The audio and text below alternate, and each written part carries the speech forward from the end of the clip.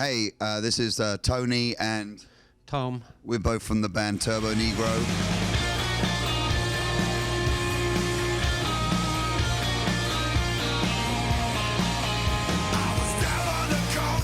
You know, when you were at school and you heard that someone was going to party, it was going to be the best party, everything was going to happen, it was going to be crazy.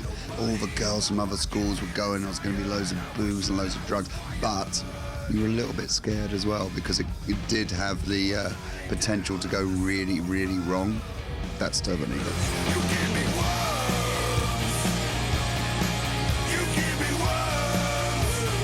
You're almost 100% Norwegian, and you've become famous worldwide. What is the key to success? Just be brilliant. It's really that simple.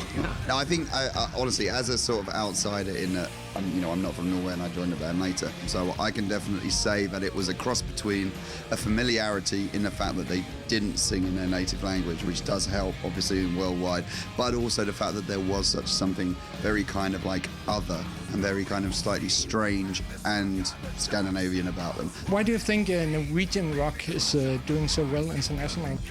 Because Norway is such a boring place that the only thing you had when you were growing up was playing in a band. We did an interview yesterday where we were talking about the difference between Swedish and Norwegian music, me and Knut, Euroboy, and Knut said something in the interview which he said that he always felt that Swedish music was very much like people trying to get people to clap along and join in, and it was a very communal thing, whereas with Norwegian music it was a farmer on his own playing songs by himself. And I think something like Turbonegro maybe kind of comes around through a kind of isolation as well, you know, because it's like isolation breeds your own, it puts your own influence into something, you know.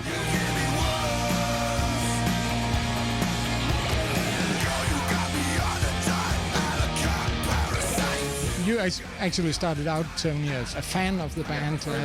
Yeah. I mean, the time when I kind of heard them was when the Ass Cobra record came out, and I think Turbo kind of came out at a time when I was really ready for something that was a little more visceral, a little more sort of caveman, a little more, had a little more life to it, a little more spark, but also just was kind of like, you could tell was smart at the same time. He could open up a bottle. He could open up a can. He could open up a cardboard box. He could open up a man. How does it feel to be a part of the band now? Well, it's funny. I felt part of the band for a while because I was very good friends with them, and I actually worked for the band previously. I did that press officer in England or UK, and that's, I think, sort of what happened, because I was let into Tom's confidence and told, hey, I think we might get back together, but on a very small level, very low key. What do you think about that idea? Who should sing? So, and then a few days later, he asked if I would, like to try out.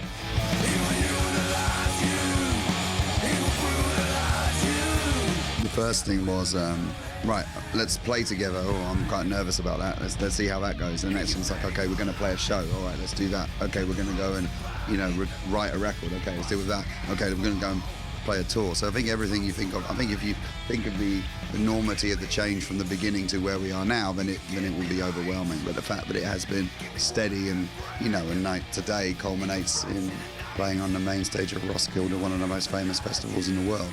That's if you'd said that 2 years ago, I probably would have been a little more. How much of your stage performance and dresses is about provocation, and how much is humor? It's not. It's just a homage to classic epochs in rock and roll, like Tony being the totalitarian, like a policeman, To me, it's like Little Richard, Freddie Mercury, Bowie and Ronson. These were all things that were very, very homoerotic in kind of overtone, and that's an essential part of rock and roll. And if you ignore that, then you're ignoring half of what rock and roll's about.